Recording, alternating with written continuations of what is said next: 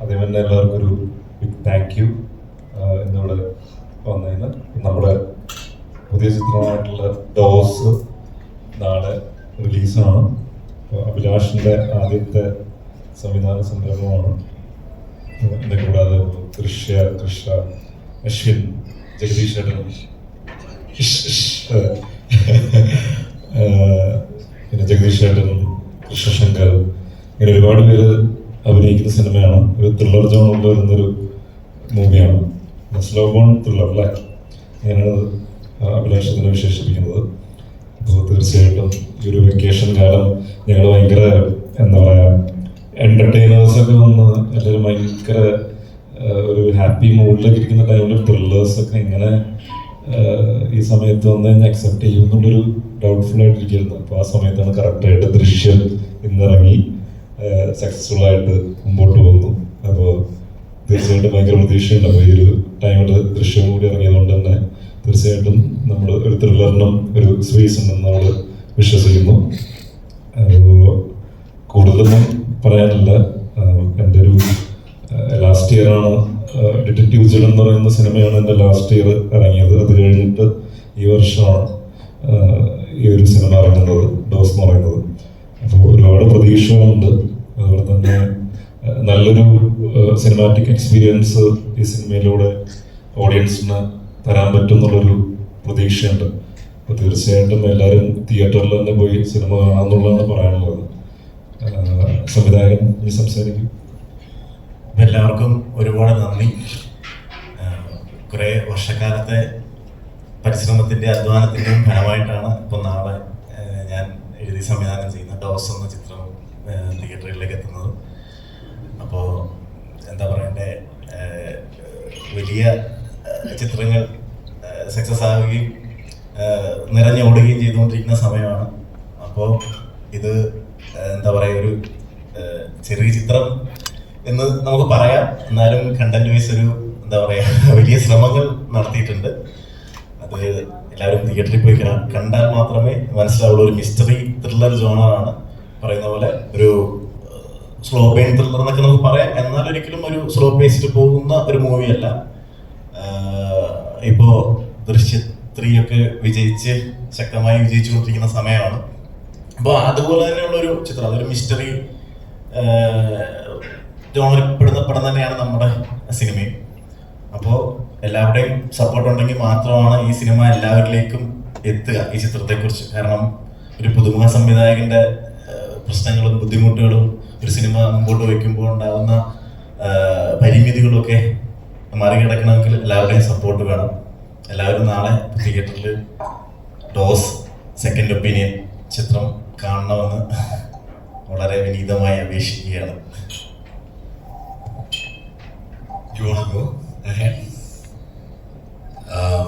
വീണ്ടും അതേ സാധനം ഞാൻ റിപ്പീറ്റ് ചെയ്യുന്നില്ല. പക്ഷെ ഞാൻ ഈ പടത്തിൽ വിവേക് തറക്കർ എന്ന് പറയുന്ന ക്യാരക്ടറാണ് ചെയ്യുന്ന ഒരു പോലീസ് ഓഫീസറാണ്. ഈ പടത്തിൽ നടക്കുന്ന കുറേ ഭയങ്കര ഡെഡ്ലി ക്രൈംസും ഒരു ഹോസ്പിറ്റൽ സംബന്ധിച്ച് ഒരു മെഡിക്കൽ ത്രില്ലർ എന്ന ഒരു കഥയിൽ എൻ്റെ ഒരു അന്വേഷണമാണ്, എൻ്റെ ഒരു ട്രാക്കും ഈ ഡോക്ടർ പ്രകാശ് എന്ന് പറയുന്ന സിജു ബ്രോയുടെ ക്യാരക്ടറും എൻ്റെയും ഒരുമിച്ച് ഇങ്ങനെ വർക്ക് ചെയ്ത് അയാൾ മെഡിക്കൽ സൈഡിൽ നിന്നും ഞാൻ നിയമത്തിൻ്റെ സൈഡിൽ ഒഫീഷ്യലായിട്ട് ഇൻവെസ്റ്റിഗേറ്റ് ചെയ്യുന്നു. അപ്പോൾ അതെനിക്ക് ഒരുപാട് നല്ല സ്കോപ്പ് ഉണ്ടായിരുന്നു. അഭിലാഷ് ഭായ്, നരേശൻ മുതൽ എനിക്ക് തോന്നുന്നില്ല ഇവിടെ ഉള്ള കാസ്റ്റിന് മൊത്തം ഒരേപോലെ തന്നെ ആയിരുന്നു കൺവിൻസിങ്ങും. കാരണം അത്രത്തോളം കൺവിൻസിങ് ആയിരുന്നു നരേഷനും. നമ്മൾ ചോദിച്ച ചില സംശയങ്ങളും ചോദ്യങ്ങളൊക്കെ എല്ലാം അതിനൊരു ഉത്തരവും വളരെ നീറ്റായിട്ട് പാക്ക് ചെയ്ത ഒരു സിനിമയാണ്. എനിക്ക് ഒരു ഡീസൻ്റ് ആയിട്ട് ഒരു ത്രില്ലർ എന്ന് തോന്നി. അപ്പോൾ ഇങ്ങനെ ഒരു ത്രില്ലർ ഈ സബ്ജക്റ്റിലൊക്കെ വന്നിട്ട് കുറേ ആയി. ഐ മീൻ എനിക്ക് തോന്നുന്നു കുറേ ഇങ്ങനെ വരുന്നുണ്ട്. ഞാൻ തന്നെ ലാസ്റ്റ് ചെയ്തത് 1000 PBs എന്ന് പറയുന്നൊരു ഇത്. അപ്പോൾ അത് വേറെ ഒരു ടൈപ്പ് ഓഫ് ത്രില്ലറാണ്. അപ്പോൾ അങ്ങനെ ഇത് ഇൻട്രസ്റ്റിംഗ് സബ്ജക്റ്റാണ്. തീർച്ചയായിട്ടും തിയേറ്റർ എക്സ്പീരിയൻസിനുള്ള എല്ലാ എലിമെൻസും ഇതിലുണ്ട്. അത് ഉറപ്പായിട്ടും നമുക്ക് പറയാൻ കഴിയുമ്പോൾ നമ്മുടെ ടെക്നിക്കൽ ഡിപ്പാർട്ട്മെൻറ്റ് വളരെ ഭീകര ഒരു വർക്കിംഗ് ടീമാണ്. അപ്പോൾ ഐ തിങ്ക് ഈ ഒരു ടീം വർക്ക് വിജയിക്കും എന്നുള്ളൊരു വിശ്വാസത്തിലാണ് നമ്മൾ. താങ്ക് യു അഗൈൻ, നിങ്ങളെല്ലാവരും വന്നതിനും താങ്ക് യു സോ മച്ച്.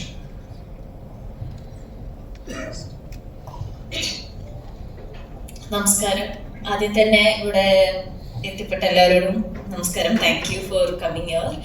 ഇപ്പോൾ സിരിച്ചേട്ടൻ്റെ കൂടെ എൻ്റെ രണ്ടാമത്തെ സിനിമയാണ്. ഹാപ്പി വെഡിങ്ങിന് ശേഷം 10 വർഷത്തിന് ശേഷമാണ് നമ്മളിപ്പോൾ ഒരു പടം ചെയ്യുന്നത്.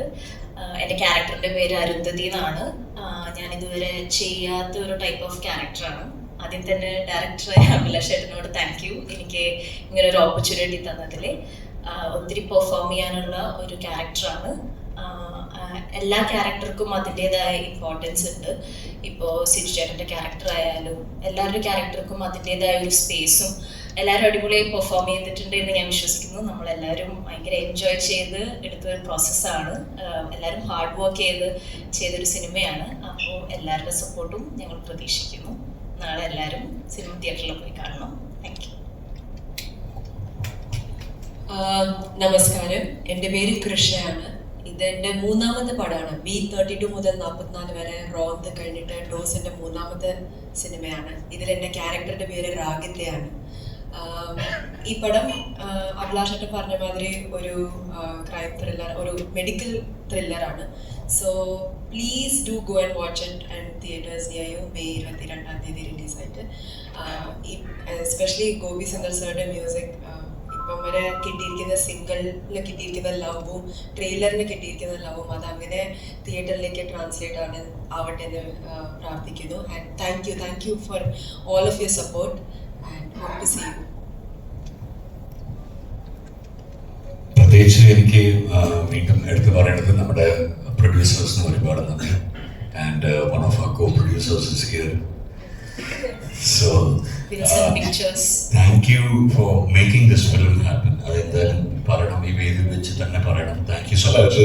ഇതിലെന്താ സംഭവം, സിനിമ ഒരുപാട് നാളായിട്ട് നമ്മൾ ചെയ്യാനായിട്ട് ശ്രമിച്ചുകൊണ്ടിരിക്കുന്ന സിനിമയായിരുന്നു. അപ്പോൾ ഇത് എന്താ പറയുക, ഇപ്പോൾ ഒരു മലയാളം സിനിമയുടെ കറന്റ് സിറ്റുവേഷനിൽ ഇപ്പോഴല്ല, കുറച്ച് നാളുകൾക്ക് മുമ്പ് വരെ ഭയങ്കര ബുദ്ധിമുട്ടായിരുന്നു ഒരു പ്രൊഡക്ഷനൊക്കെ ഒപ്പിച്ചെടുക്കാനും. അല്ലെങ്കിൽ എന്താ പറയുക, ഒരുപാട് സിനിമകൾ ഇറങ്ങുന്നു, ഒന്നും വിജയിക്കുന്നില്ല, അങ്ങനത്തെ ഒരു കാലഘട്ടം ആയിരുന്നു. ആ സമയത്ത് എൻ്റെ അടുത്ത് ഇങ്ങനെ ഒരു കോ പ്രൊഡക്ഷൻ അല്ലെങ്കിൽ ഒരു കൊളാബറേഷൻ എന്നുള്ള രീതിയിൽ ചെയ്യാൻ പറ്റുമെന്നുള്ളത് ചോദിച്ചപ്പോൾ അഭിലാഷം ഒരുപാട് നാളായി സിനിമ ചെയ്യണമെന്ന് വിചാരിച്ച 2018 തൊട്ട് നമ്മൾ വെയിറ്റ് ചെയ്തുകൊണ്ടിരിക്കുന്ന. അപ്പോൾ ഇനിയും വൈകി കഴിഞ്ഞാൽ മലയാള സിനിമയ്ക്ക് നല്ലൊരു സംവിധായകൻ്റെ സിനിമകൾ വരാനായിട്ട് ഇനിയും വൈകും എന്നുള്ളത് മനസ്സിലായതുകൊണ്ട് തന്നെ ഞാൻ അങ്ങനെ ഒരു കൊളാബറേഷന് വേണ്ടിയിട്ട് നിന്നതാണ്. അപ്പോൾ തീർച്ചയായിട്ടും ഒരുപാട് നന്ദി.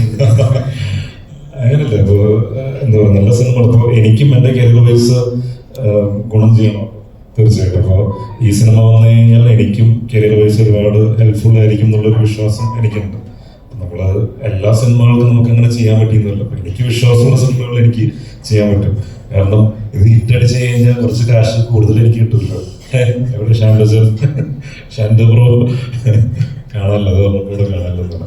ഷാൻഡോ ബ്രോ ആണ് എൻ്റെ പ്രൊഡ്യൂസർ, സിനിമാറ്റിക് പിക്ചേഴ്സാണ്. അപ്പോൾ അങ്ങനെ ഒരു കൊളാബറേഷൻ വേണ്ടിയിട്ട് ചോദിച്ചപ്പോൾ എനിക്ക് തോന്നുന്നു ഇതിൽ ഒരുപാട് ടെക്നീഷ്യൻസും അങ്ങനെയൊക്കെ നിന്നിട്ടാണ് സിനിമ ചെയ്തേക്കുന്നത്. അപ്പോൾ അതെല്ലാം സിനിമയോടുള്ളൊരു പാഷനും അല്ലെങ്കിൽ വർക്കിനോടുള്ളൊരു പാഷനും ഇതൊക്കെ വെച്ചിട്ടാണ് എല്ലാവരും അങ്ങനെ ഒരു കൊളാബറേഷനും കാര്യങ്ങളൊക്കെ വേണ്ടിയിട്ട് നിന്നത്. അപ്പോൾ അങ്ങനെയൊക്കെ ചെയ്തതാണെങ്കിലും നിങ്ങൾക്ക് വിഷ്വലി സിനിമ കാണുമ്പോൾ ഒരിക്കലും അത് നിങ്ങൾക്ക് ഫീൽ ചെയ്യില്ല. കാരണം ഒരു വലിയ സിനിമയായിട്ട് തന്നെയാണ് ഫീൽ ചെയ്യുക. കാരണം ഇതിൽ ടെക്നിക്കലി പുറകിൽ നിന്നേക്കുന്ന എല്ലാവരും തന്നെ അവരുടെ 200% എഫേർട്ട് ഇട്ടിട്ടാണ് ഈ സിനിമ ചെയ്തെടുത്തേക്കുന്നത്. അപ്പോൾ ഏറ്റവും ഭംഗിയായിട്ട് തന്നെ ഒരു ത്രില്ലിംഗ് എക്സ്പീരിയൻസ് ഈ സിനിമ തരുന്നുള്ളൊരു വിശ്വാസം നമുക്കുണ്ട്. അപ്പോൾ തീർച്ചയായിട്ടും സിനിമ തിയേറ്ററിൽ തന്നെ എക്സ്പീരിയൻസ് ചെയ്യാം. മസ്കറ്റ് മൂവി മേക്കേഴ്സും കൂടി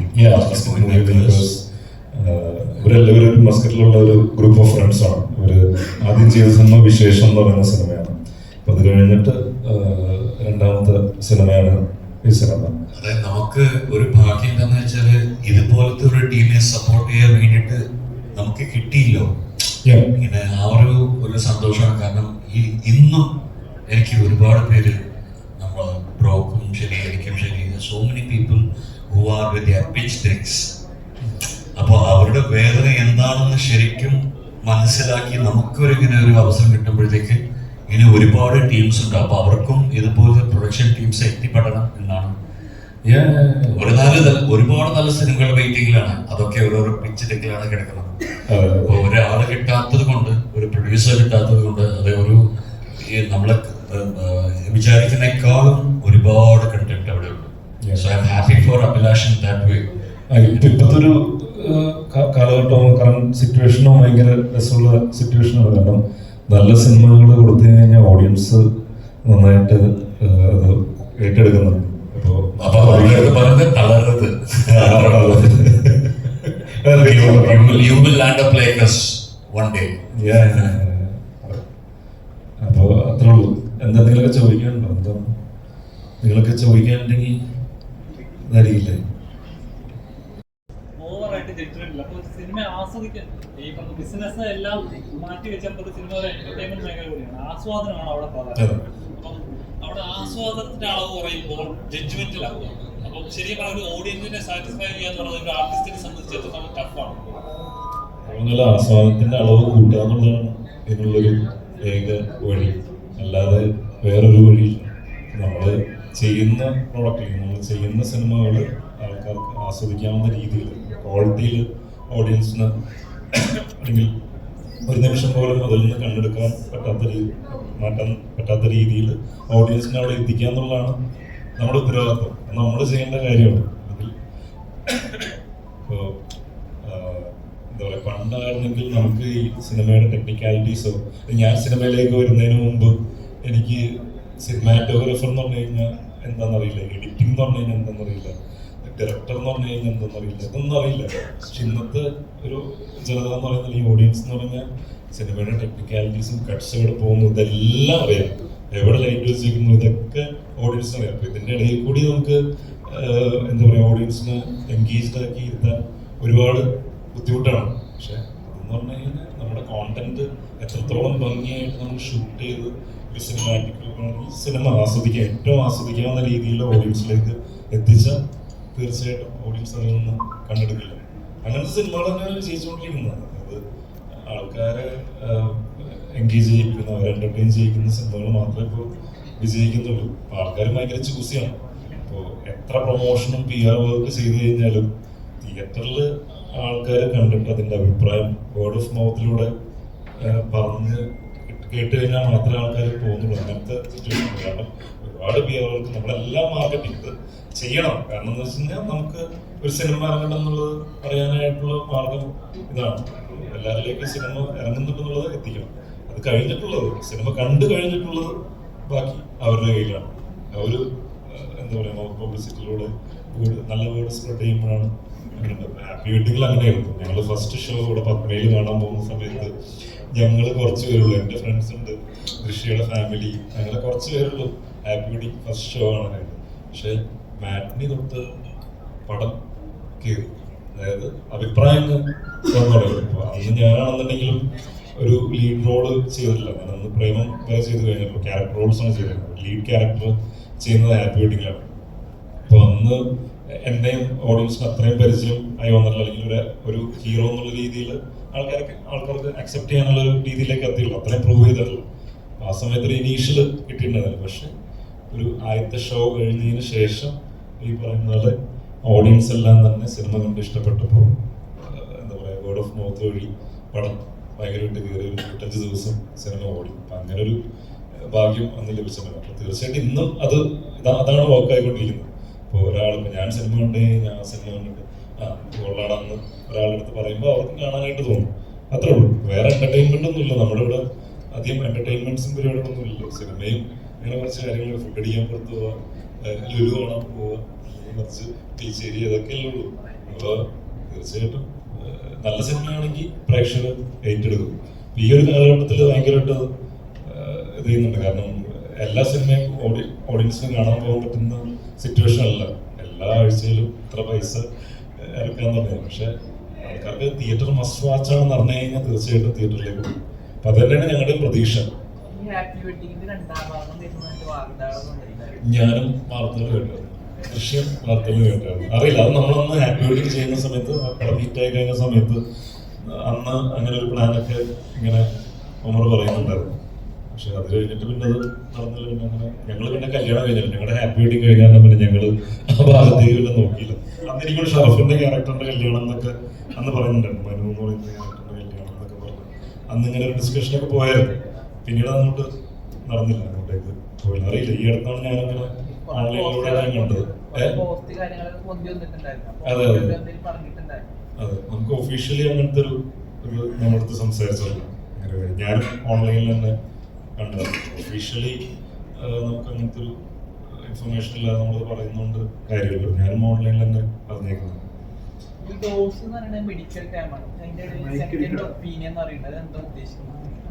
സെക്കൻഡ് ഒപ്പീനിയൻ എന്ന് പറഞ്ഞാൽ നമ്മൾ എപ്പോഴും ഒരു ഡോക്ടറിനെ കാണാൻ പോകുന്ന സമയത്താണെന്നുണ്ടെങ്കിൽ ഇപ്പോൾ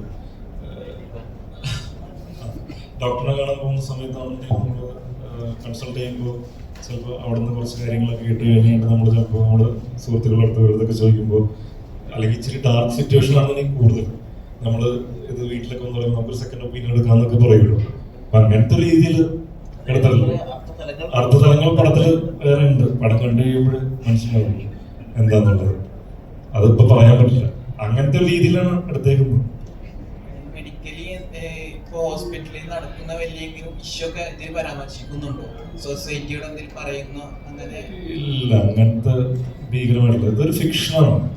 നമ്മള് റിയൽ ഇൻസിഡൻസിൽ നിന്ന് ഇൻസ്പയർഡ് ആണെങ്കിലും ഇത് ഫിക്ഷണൽ സ്റ്റോറിയാണ്, ഒരു സിനിമയാണ്. സിനിമയായിട്ടാണ് ഉണ്ടാവുന്നത്. ഒരു ആരെയും മോശപ്പെടുത്താനോ വിഷയങ്ങളൊക്കെ ടച്ച് ചെയ്ത് പോകുന്നുണ്ട്. എല്ലാം അത് ഏതിലായിരിക്കും, അതായത് മെഡിക്കൽ സംബന്ധമായിട്ടുള്ള ക്രൈമുകൾ പലതിലും ടച്ച് ചെയ്യുന്നുണ്ട്. അത് ഏതിലാണ് ലാൻഡ് ചെയ്യുന്നുള്ള സിനിമ കണ്ടാൽ മാത്രമേ മനസ്സിലാവൂ. അതാണ്. Ashwin bro, hello. താങ്കളുടെ ആക്ടിങ്ങിലൊക്കെ ഒരു കമൽഹാസൻ ടച്ച് കിടക്കുന്നുണ്ടെന്നുള്ളൊരു അഭിപ്രായമുണ്ട്. അപ്പോൾ താങ്കൾക്ക് ഒരു ക്യാരക്ടർ വരുമ്പോൾ കമൽഹാസൻ ആക്ടർ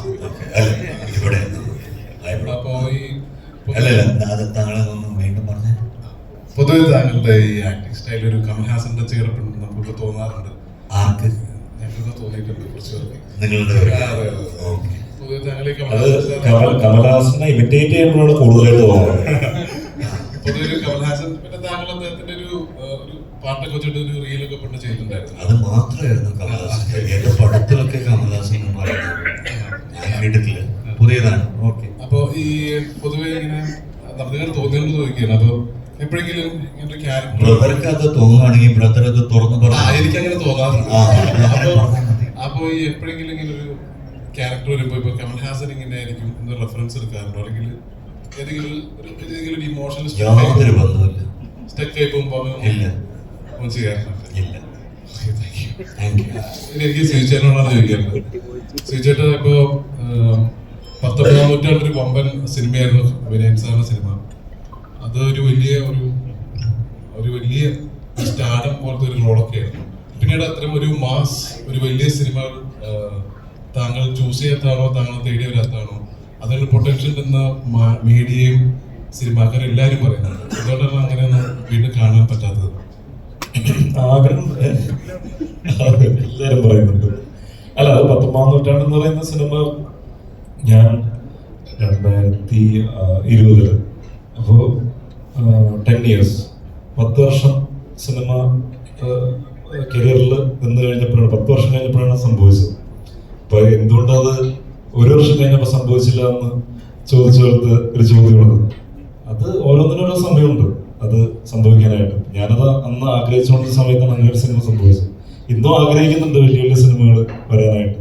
പക്ഷേ ഞാൻ പറയുന്നത് ഇപ്പം മലയാളത്തില് എപ്പോഴും മലയാള സിനിമയ്ക്ക് എപ്പോഴും റെക്കഗ്നേഷൻ കിട്ടിക്കൊണ്ടിരിക്കുന്നത് മറ്റേ ക്യാൻവാസോ അല്ലെങ്കിൽ ബിഗ് ബഡ്ജറ്റോ അങ്ങനെ സംഭവങ്ങളല്ല, കോണ്ടന്റിലാണ് എപ്പോഴും മലയാള സിനിമ ഈ പറയുന്ന പോലെ പാൻ വേൾഡ് എല്ലാ ബാക്കി എല്ലാ ഇൻഡസ്ട്രികളും ഇങ്ങോട്ടേക്ക് ഉറ്റുനോക്കിക്കൊണ്ടിരിക്കുന്നത് എന്താണെന്ന് വെച്ച് കഴിഞ്ഞാൽ ഇവിടുത്തെ കോണ്ടന്റുകളാണ്. ഇവിടെ എന്താ പറയുക, വളരെ ചെറിയ ഇൻസിഡന്റിൽ നിന്ന് വളരെ ചെറിയ മൈന്യൂട്ടായിട്ടുള്ള എന്തെങ്കിലും ഇൻസിഡന്റിൽ നിന്നൊക്കെ ഒരു സിനിമ ഫുള്ള് ഉണ്ടാക്കിയെടുക്കാൻ പറ്റും. ഇപ്പൊ മഹേഷിന്റെ പ്രതികാരം എന്ന് പറയുന്ന സിനിമ ചെറിയൊരു ഇൻസിഡന്റ്, ഒരു തല്ല് കിട്ടിയെന്ന് അവിടെ നിന്ന് ഇത് ചെയ്തു പോകുന്ന ഇൻസിഡന്റ് ആണ്. അപ്പൊ ഇതൊന്നും ബാക്കിയുള്ള ഇൻഡസ്ട്രിയിൽ ചിലപ്പോൾ ചിന്തിക്കുക പോലും ഇല്ല. അപ്പൊ നമ്മള് ഈ ക്യാൻവാസും ഇതൊക്കെ മാറ്റി വെച്ച് കഴിഞ്ഞാൽ കോണ്ടന്റ് എന്ന് പറയുന്ന ആ ഇതിലാണ് നമ്മൾ പിടിച്ചിരുന്നത്. പണ്ടും അങ്ങനെ തന്നെയായിരുന്നു. പണ്ടും നമ്മൾ ഇത്രയും ടെക്നിക്കലി ഭയങ്കര സൗണ്ട് ആയിട്ടുള്ള ഒരു ഇൻഡസ്ട്രി ഒന്നും ആയിരുന്നില്ല. നമുക്ക് അത്രയും ഭീകര പ്രൊഡക്ഷൻ കോസ്റ്റ് ഒന്നും ബെയർ ചെയ്യാൻ പറ്റുന്നൊരു ഇൻഡസ്ട്രി ആയിരുന്നില്ല. അന്നും നമ്മൾ കോണ്ടന്റ് എന്ന് പറയുന്ന സാധനത്തിലാണ് പിടിച്ചു നിന്നിരുന്നത്. ഇന്നും അത് തന്നെയാണ് പിടിച്ചിരുന്നത്. അപ്പോൾ എന്താ പറയുക, വലിയ സിനിമകൾ സംഭവിക്കുന്ന സമയത്ത് സംഭവിക്കട്ടെ, കുഴപ്പമില്ല. നല്ല കോണ്ടന്റുകൾ നോക്കിയിട്ട് ഓഡിയൻസിലേക്ക് എത്തിക്കുക എന്നുള്ളതാണ് ഇപ്പം എൻ്റെ ഒരു ലക്ഷ്യം. അപ്പോൾ അതിനുവേണ്ടി നോക്കിക്കൊണ്ടിരിക്കുന്നു. അപ്പോൾ വിനയൻ സാറിൻ്റെ തന്നെ അടുത്തൊരു പരിപാടി സംസാരം നടക്കുന്നുണ്ട്. അപ്പോൾ എൻ്റെ എഴുത്ത് പരിപാടികളൊക്കെ ആയിട്ട് സാറിരിക്കുകയാണ്. ഇതിനിടയിൽ വലിയ വലിയ കോണ്ടന്റുകളും അല്ലെങ്കിൽ നല്ല കോണ്ടന്റുകൾ ആയിട്ട് ഈ പറയുന്ന നല്ല റൈറ്റേഴ്സും ആൾക്കാരൊക്കെ വരുന്നുള്ള പ്രതീക്ഷയാണ്. അങ്ങനെ നല്ല സിനിമകൾ സംഭവിക്കട്ടെ. അപ്പോൾ വലിപ്പം നമ്മൾ നിശ്ചയിക്കേണ്ടത് ഈ പറയുന്ന ബിഗ് ബഡ്ജറ്റിലല്ല എന്നുള്ളതാണ് എൻ്റെ ഒരു വിശ്വാസം. നല്ല കോണ്ടന്റ്. പ്രേമം ഗ്യാങ് എന്നൊക്കെ നിങ്ങൾ അറിയപ്പെടാറുണ്ടല്ലോ. പ്രേമ ഗ്യാങ് ആണല്ലോ. എപ്പോഴെങ്കിലും നിങ്ങളുടെ ഇടയിൽ ഒരു ആരോഗ്യകരമായ മത്സരങ്ങൾ എപ്പോഴും ഉണ്ടോ? ആരോഗ്യകരമായ മത്സരങ്ങൾ എപ്പോഴും ഉണ്ട്. നമ്മൾ എപ്പോഴും അങ്ങോട്ടും ഇങ്ങോട്ടും ക്രിട്ടിസൈസ് ചെയ്യാറുണ്ട്. അല്ലെങ്കിൽ ഒരു സിനിമ വർക്ക് അല്ലെങ്കിൽ ഒരു സിനിമയിലെ കഥാപാത്രം വർക്ക് അല്ലെങ്കിൽ ഇതൊക്കെ അങ്ങോട്ടും ഇങ്ങോട്ടും കമ്മ്യൂണിക്കേറ്റ് ചെയ്യാറുണ്ട്. തീർച്ചയായിട്ടും എന്നാലാണ് നമുക്ക് എല്ലാവർക്കും ഒരുമിച്ച് ഗ്രോ ചെയ്യാൻ പറ്റുള്ളൂ. അപ്പോൾ അത് പറയാം, നമ്മുടെ സുഹൃത്തുക്കളാണ് ഏറ്റവും അത് പറയുന്നത്. നമ്മൾ പുറത്തുനിന്ന് ഒരാൾ ചിലപ്പോൾ അത് പറഞ്ഞു തരില്ല. നമുക്ക് സുഹൃത്തുക്കൾക്ക് അത് പറയാനുള്ള സ്വാതന്ത്ര്യമുണ്ട്. അപ്പോൾ അത് നമ്മൾ പറയും. ഇതൊക്കെ എന്താ പറയുക, കൺസ്ട്രക്റ്റീവായിട്ടുള്ള ക്രിട്ടിസൈസ് ചെയ്യുമ്പോൾ അത് നമ്മൾ എന്താണോ പറയുന്നത് മനസ്സിലാക്കിയിട്ട് അത് ഉൾക്കൊണ്ട് അടുത്ത സിനിമകളിൽ നമുക്കത് അപ്ലൈ ചെയ്യാൻ പറ്റും. തീർച്ചയായിട്ടും ഞാൻ എപ്പോഴും വെൽക്കം ചെയ്യാൻ നമ്മുടെ കൂട്ടത്തിൽ എല്ലാവരും ഞാൻ വെൽക്കം ചെയ്യാറുണ്ട് കാര്യങ്ങളൊക്കെ. അഭിലാഷ് ചേട്ടാ, അതെ, ഈ പൊതുവെ ആദ്യം പറഞ്ഞ പോലെ വലിയ ക്ലാഷുകൾ ഒഴിവാക്കാനാണ് പതിവ്. റഷ്യൻ തന്നെ ഒരു ബ്രാൻഡാണ് മോഹൻലാൽ പോലൊരു വലിയ സൂപ്പർ സ്റ്റാർ. അപ്പോ അത്രയും ഒരു പടത്തിനോട് ക്ലാഷ് വയ്ക്കാൻ താങ്കൾ അത്രയധികം കോൺഫിഡന്റ് ആണോ ഈ ഒരു? ശരിക്കും പറഞ്ഞാൽ നമ്മൾ അങ്ങനെ ഒരു ക്ലാഷ് എന്ന് പറയുന്ന ഇത് മാറ്റി വെച്ച് കഴിഞ്ഞാൽ അതിന് പ്രത്യേക ഒരു ഫ്രാഞ്ചൈസി, ദൃശ്യം ഫ്രാഞ്ചൈസിക്കുള്ള ഫാൻസ് എന്ന് പറഞ്ഞാൽ നമ്മളിനി എന്ത് പടം കൊണ്ട് അപ്പുറത്ത് വെച്ചാലും അതിന്റെ അത് അവിടെ അൾട്ടിമേറ്റ് ആയിട്ട് നിൽക്കുകയാണ്. പക്ഷെ ഇപ്പൊ മലയാള ഇൻഡസ്ട്രി എന്ന് പറഞ്ഞു കഴിഞ്ഞാൽ ഇപ്പോ മുമ്പ് പറഞ്ഞ പോലെ വാഴ 2 ഇറങ്ങി ഹിറ്റായ സമയത്ത് മോഹിനിയാട്ടം വന്നപ്പോൾ അത് തന്നെയാണ് നമ്മളൊരു നല്ല സിനിമയാണ് കൊണ്ടുവരുന്നതെങ്കിൽ പ്രേക്ഷകർ അത് കണ്ടു കഴിഞ്ഞിട്ട് ഈ പടം ദൃശ്യം കണ്ടു കഴിഞ്ഞവർക്ക് ഡോസ് കാണാമല്ലോ. അതാണ് നമ്മുടെ പ്രതീക്ഷ. ആദ്യം തന്നെ ചേട്ടൻ പറഞ്ഞത് ഒരു സെക്കൻഡ് ഓപ്ഷൻ ആയിട്ട് നിങ്ങൾ ഈ സിനിമ അല്ലെ, സെക്കൻഡ് ഒപ്പീനിയൻ. അപ്പൊ അതൊരു വല്ലാത്തൊരു ഇതാണ്. ഇതിന് ഒരു സിനിമ കാണുന്നവരുടെ സെക്കൻഡ് ഒപ്പീനിയൻ ആയിട്ട് ഈ പടം ഫസ്റ്റ് ദൃശ്യം കാണുന്നു, അത് കഴിഞ്ഞിട്ട് ഈ പടം കാണുക എന്നുള്ളതാണ്. കാരണം ഒരിക്കലും നിരാശപ്പെടില്ല. അത് 100%. സംവിധായകനാണ്. നോർമലി ഒരു ചിത്രം ചെയ്യുന്ന സമയത്ത് ഈ പറയുന്ന പോലെ അല്ലെങ്കിൽ ഒരു ചെറിയ തോട്ടായിരിക്കും, അല്ലെങ്കിൽ ഒരു വാക്കാവാം, ഒരു ഇൻസിഡന്റ് ആവാം, അല്ലെങ്കിൽ ഒരു ഇമാജിനേഷൻ ആവാം, ഫാന്റസി ആവാം. അതിൽ നിന്നാണ് ഒരു കഥയിലേക്ക് കൺവേർട്ട് ആവുന്നത്. ഇപ്പൊ ഡോസ് ഒരു സ്ലോ ബേൺ ത്രില്ലർ ആണ്. ശരിക്കും പൂർണ്ണമായിട്ട് ഞാൻ പറയുന്നത് ഒരു സ്ലോ ബേൺ അങ്ങനെ അല്ല. അത് പതുക്കെ ആവുന്നതിന്റെ ഒരു മൂഡ്. പക്ഷെ നമ്മൾ ഒരിക്കലും അങ്ങനെ പടമേ ആയിരിക്കില്ല കേട്ടോ. അത് ഞാൻ പറയാണ്. കാരണം അത് സ്ലോ എന്ന് ഉദ്ദേശിച്ച പേസ് അല്ല കേട്ടോ.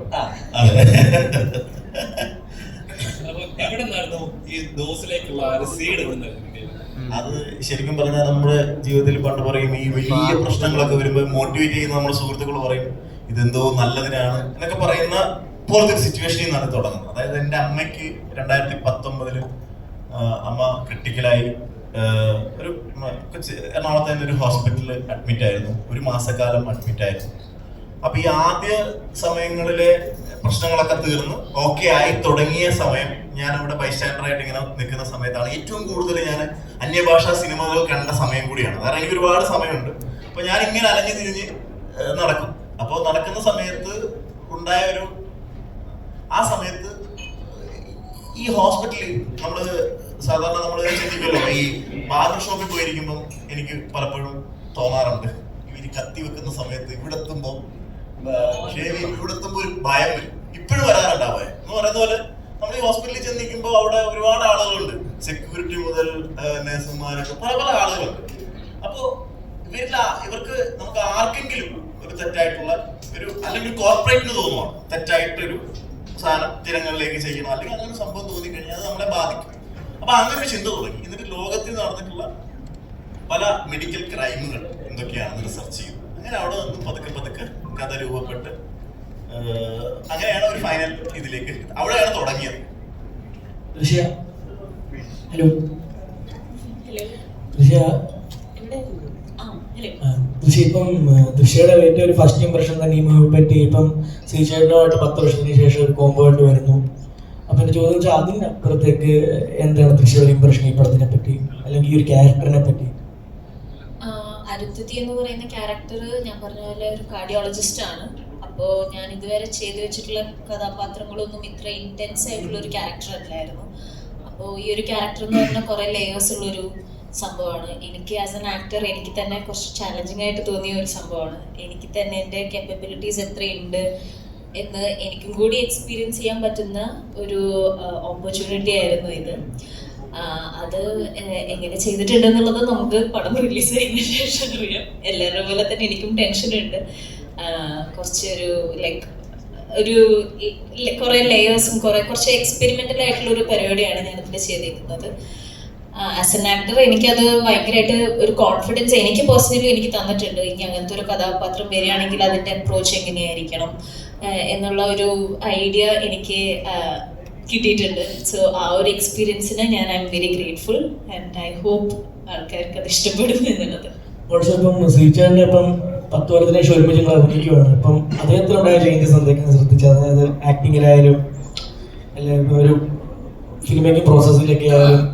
സിജുചേട്ടൻ ആക്ച്വലി മറ്റേ ചില്ലായിട്ടുള്ള ഒരു ആക്ടർ. അതായത് ക്യാരക്ടറായി പിടിച്ച് നിന്ന് ഇപ്പൊ ഈ മൂവിയിലായാലും പ്രകാശ് എന്ന് പറയുന്ന ക്യാരക്ടർക്ക് ആക്ച്വലി കുറെ ലേയേഴ്സും കുറെ സംഭവമുള്ള ഒരു ക്യാരക്ടറാണ്. പക്ഷെ എന്നാലും അല്ലെങ്കിൽ സിജുചേട്ടൻ എന്നുള്ള ഒരു പേഴ്സൻ്റെ ഒന്നും ഭയങ്കര ഡിഫറെന്റ് ആയിട്ടുള്ള ഒരു ക്യാരക്ടറാണ് പ്രകാശ് എന്ന് പറയുന്നത്. പക്ഷെ സിജുചേട്ടൻ അതിനായിട്ട് മെത്തേഡ് ആയിട്ടുള്ള രീതിയിലൊന്നും അല്ല. സിജുചേട്ടന്റെ അപ്രോച്ച് ഭയങ്കര ചില്ലാണ്. സിജുചേട്ടൻ ആക്ഷൻ എന്ന് പറയുമ്പോൾ വെരി ടാലന്റഡ്.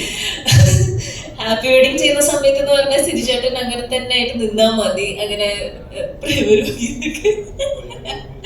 അങ്ങനെയല്ല, പക്ഷെ എന്നാലും അങ്ങനെ അത്ര ഇതായിട്ടില്ല. അങ്ങനെ ഭയങ്കര ഡിഫിക്കൽട്ട് ആയിട്ടുള്ള ഒരു ക്യാരക്ടർ ആയിരുന്നില്ല. ഭയങ്കര ഒരു ഈസി ഗോയിങ് ക്യാരക്ടർ ആയിരുന്നു. ഇപ്പോൾ ഹാപ്പി വെഡിങ്ങിൽ ദൃശ്യം എന്ന് പറയുന്ന എൻ്റെ ക്യാരക്ടർ ആയാലും അതിൽ ഈസി ഗോയിങ് ആയിട്ടുള്ള എനിക്ക് അധികം ഭയങ്കരമായിട്ട് ഹാർഡ് വർക്ക് ചെയ്യേണ്ട ഒരു സംഭവമായിരുന്നില്ല. പക്ഷെ അരുന്ധതി എന്ന് പറയുന്ന ഇപ്പൊ ഡോസിൽ നമ്മുടെ രണ്ടുപേരും ക്യാരക്ടർ ഭയങ്കര ഇന്റൻസ് ആയിട്ടുള്ള ഇതാണ്. ഒരു ആക്ടർ എന്ന രീതിയിൽ നമുക്ക് പെർഫോം ചെയ്യാൻ ഒത്തിരി ഉള്ള ഒരു സംഭവമാണ്. അപ്പോൾ അന്നും ഇന്നും സിജുചേട്ടൻ ഒരു ഇതാണ്. പക്ഷെ പേഴ്സണലി എനിക്ക് ഐ ഫെൽറ്റ് ഡിഫറൻസ്. അന്ന് ഞാൻ അത്ര സീരിയസ് ആയിട്ടല്ല അഭിനയം കണ്ടിരുന്നത്. ഇപ്പോൾ ഞാനത് കുറച്ചും കൂടി എൻ്റെ അപ്രോച്ച് കുറച്ചുകൂടി ഒരു സംഭവം നമുക്ക് ഒരാളെ ഏൽപ്പിച്ചിട്ടുണ്ടെങ്കിൽ അത് ഭംഗിയായി ചെയ്യണം. അതിന് എത്ര ലെവലിൽ എത്ര ഹാർഡ് വർക്ക് ചെയ്യാനും വില്ലിങ് ആണ് എന്നുള്ള ആ ഒരു മൈൻഡ് സെറ്റ് എനിക്ക് വന്നിട്ടുണ്ട്. അതിൽ I am proud of my self. ഒരു കാര്യത്തിൽ സന്തോഷമുള്ള കാര്യം, അതായത് നമ്മൾ ഹാപ്പി വെഡിങ് കഴിഞ്ഞിട്ട് അതുപോലത്തെ ഒരു സിനിമ അല്ലാതെ ചെയ്യുന്ന, അല്ലെങ്കിൽ അതുപോലത്തെ ക്യാരക്ടേഴ്സിൽ അതിനുവേണ്ടിയുള്ള നമ്മൾ ജോയിൻ ചെയ്തപ്പോൾ എൻറ്റയർലി ഡിഫറെൻ്റ് ആയിട്ടുള്ള ക്യാരക്ടേഴ്സാണ്. അത് ആസ് ആക്ടേഴ്സ് ഞങ്ങൾക്ക് എക്സ്പ്ലോർ ചെയ്യാൻ പറ്റിയൊരു ഏരിയ ആയിരുന്നു. അതിൽ സന്തോഷമുണ്ട്. ദൃശ്യ അതേപോലെ തന്നെ ഇപ്പൊ ഈ പറഞ്ഞ പോലെ തന്നെ ഇപ്പൊ സിനിമകള് ഒരു നടിയെ സംബന്ധിച്ചിടത്തോളം കഴിഞ്ഞ ദിവസം മഞ്ജു വാര്യർ പറഞ്ഞൊരു വാക്കുണ്ട്. എന്നുവെച്ചാൽ സിനിമയിൽ വരുന്നതല്ല ബുദ്ധിമുട്ട്, സിനിമയിൽ നിലനിൽക്കുന്നതാണ് ബുദ്ധിമുട്ട് എന്ന് പറയുന്നുണ്ട്. അതായത് ഒരു നടിയെ സംബന്ധിച്ചിടത്തോളം. അപ്പൊ അത് നടിയെ മാത്രമല്ല, നടനെ സംബന്ധിച്ച് അഭിനയിക്കുന്ന എല്ലാവരുടെയും കാര്യത്തിൽ പൊതുവെ നടന്മാരെ നമ്മൾ കാണാറുണ്ട്. കുറച്ച് നീണ്ട ഒരു പഴയ നടന്മാരൊക്കെ നിലനിന്ന് പോകുന്നവരെ കാണാറുണ്ട്. പക്ഷെ എപ്പോഴും മാഞ്ഞു പോകുന്നത് നടിമാരാണ് കൂടുതലും. ഓപ്പർച്യൂണിറ്റീസ് കൂടുതലും ആണുങ്ങൾക്കുണ്ട്. ശരിയാണ്. ഓക്കെ, അപ്പൊ ആ ഒരു അങ്ങനെ വരാനുള്ള ഒരു കാരണം അതായിട്ട് ഇപ്പം ഒരു സിനിമ ഇപ്പൊ ഈ രണ്ടുപേരോട് ഞാൻ ചോദിക്കുന്നത്, കാരണം നിങ്ങൾ രണ്ടുപേരും ഒത്തിരി അധികം സിനിമകൾ ചെയ്യുന്നത് കാണുന്നില്ല. അപ്പൊ അത് ആ ഒരു സ്റ്റേറ്റ്മെന്റിനോട് എത്രമാത്രം നിങ്ങൾക്ക് തോന്നിയിട്ടുണ്ട്? ഇപ്പോ എൻ്റെ ഒരു പോയിന്റ് ഓഫ് വ്യൂല് എങ്ങനെയാന്ന് വെച്ച് കഴിഞ്ഞാൽ ഒരു ഡയറക്ടറിന്റെ പൂർണ്ണ സ്വാതന്ത്ര്യമാണ് ഒരു ക്യാരക്ടറെ കാസ്റ്റ് ചെയ്യണം എന്നുള്ളത് ഒരു ഡയറക്ടറിന്റെ ഒരു ഫ്രീഡമാണ്. അത് ഇപ്പോ ഇപ്പൊ ഹാപ്പി വെഡിങ്ങിൽ ഞാൻ വന്നത് എങ്ങനെയായിരുന്നു, എനിക്കൊരു എക്സ്പീരിയൻസ് ഉണ്ടായിരുന്നില്ല. ഞാൻ വഴിയിൽ പോകുന്ന ഒരാളായിരുന്നു, സിനിമ എന്ന് പറഞ്ഞ് അങ്ങനെ നിൽക്കുന്ന ഒരാളായിരുന്നില്ല. പക്ഷെ ആ സമയത്ത് ലൈക്ക് അങ്ങനെ ഒരു വ്യൂ ഉണ്ടായിരുന്നു. അങ്ങനെ എനിക്ക് വന്നൊരു ഓപ്പർച്യൂണിറ്റിയാണ്. അതേപോലെ തന്നെ ന്യൂ ടാലൻസ് വരുന്നതിൽ ഞാൻ ആക്ച്വലി ഭയങ്കര ഹാപ്പിയാണ്. ഒത്തിരി നല്ല ടാലൻസിനെ നമുക്ക് കാണാൻ കഴിയുന്നുണ്ട്. മലയാള സിനിമയിൽ നിന്നും അവരിപ്പോ വേറെ ഇൻഡസ്ട്രിയിലേക്ക് പോകുന്നു. അതൊക്കെ generally I am very proud of it. ഹാപ്പിയാണ് ഞാൻ ആ ഒരു കാര്യത്തിൽ. ഇപ്പൊ അതുപോലെ തന്നെ ആദ്യം സിനിമ വരുന്നത് ഇപ്പൊ ഒരു ജെൻഡർ ഈക്വാലിറ്റി എന്നൊക്കെ പറയുന്ന ഒരു തോട്ടിൽ ചിന്തിക്കുമ്പോൾ ആ ഒരു സിനിമ വളരെ ഒരു ചർച്ചയായ ഒരു സിനിമയായിരുന്നു. ആ ഒരു രീതിയിൽ ചിന്തിക്കുമ്പോൾ ഇപ്പൊ എന്ത് തോന്നുന്നു, ഈ ഒരു സ്റ്റേറ്റ്മെന്റിനോട് എന്താ പറയാനുള്ളത്? അല്ല, ഓപ്പർച്യൂണിറ്റി സ്ത്രീകൾക്ക് കുറവാണോ കൂടുതലാണോ, I don't believe in that. എനിക്ക് തോന്നുന്നു ഓൾ ദ മോർ ഇപ്പോൾ ഓപ്പർച്യൂണിറ്റി കൂടിയിട്ടുണ്ട്. ദ കൈൻഡ് ഓഫ് ക്യാരക്ടേഴ്സ് ഇപ്പം ഡോസിൽ കൂടെ രാഗിത്തയുടെ ക്യാരക്ടർ ആവട്ടെ, അല്ല അരുന്ധതിയുടെ ക്യാരക്ടർ ആവട്ടെ, എത്രയോ ഇന്റൻസ് ആയിട്ടുണ്ട്, എത്രയോ ലേയേഴ്സ് കിട്ടിയിട്ടുണ്ട്. നമ്മൾ മാത്രം സ്ത്രീകളെ കാണുന്ന രീതികൾ മാറിയിട്ടുണ്ട് സിനിമയിൽ വെച്ച്.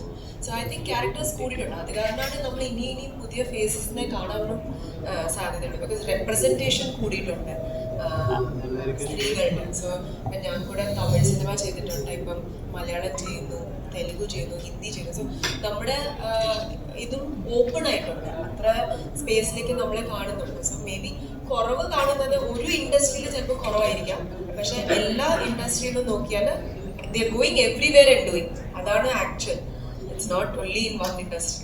ഒരുപക്ഷെ ഏറ്റവും വെല്ലുവിളിയായിട്ട് തോന്നിയത് എന്തായിരിക്കും? അതിനകത്തൊരു കാരണമായിട്ട് തോന്നാനുള്ള ഒരു എന്തെങ്കിലും കാരണമുണ്ടോ?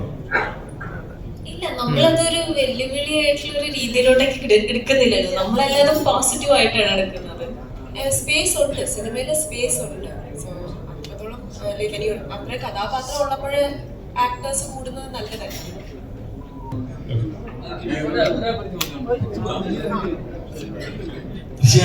ഇപ്പം റഷ്യയുടെ ഒരു സോങ് ആയിരുന്നു ഡെലുവിലു എന്നൊരു സോങ്. ഇപ്പം സർവമായാലും ഡെലുവിലു വന്നപ്പം ഇപ്പൊ ആ സോങ് ആ ഡെലുവിലു കൊണ്ടുപോയി. അതിന് വിഷമമുണ്ട്. എന്തിനു വിഷമം? ഇപ്പൊ ആ ഒരു സംഭവം കാരണം ഇപ്പൊ നമ്മുടെ ആ മൂവിക്ക് ഒരു എക്സ്പോഷർ കിട്ടിയല്ലോ. ഇപ്പൊ ആ സോങ് കാണുമ്പോ ആൾക്കാർ ഇപ്പൊ ആക്ച്വലി എന്നെ ആൾക്കാര് ഇതുവരെയായിട്ട് എന്നെ മനസ്സിലാക്കുന്നത് ഹാപ്പി വെഡിങ്, പിന്നെ ഹാപ്പി വെഡിങ് കഴിഞ്ഞ് കുറച്ച് ബ്രേക്ക് ഒക്കെ എടുത്ത സമയത്ത് ആൾക്കാർക്ക് അങ്ങനെ അധികം എവിടെയോ കണ്ടിട്ടുണ്ട്, അങ്ങനെയായിരുന്നു. പിന്നെ ഇപ്പൊ ആ സോങ് ഇപ്പൊ ഹിറ്റ് ആയപ്പോ ടിലുലു സോങ്ങിലുള്ള ചേച്ചിയല്ലേ എന്റെ അടുത്ത് ചോദിക്കുന്നുണ്ട്. അപ്പൊ അതിന് എനിക്കൊരു വിഷമമില്ല, അതൊരു നല്ല കാര്യമല്ലേ, പോസിറ്റീവ് അല്ലേ ഉണ്ടായത്.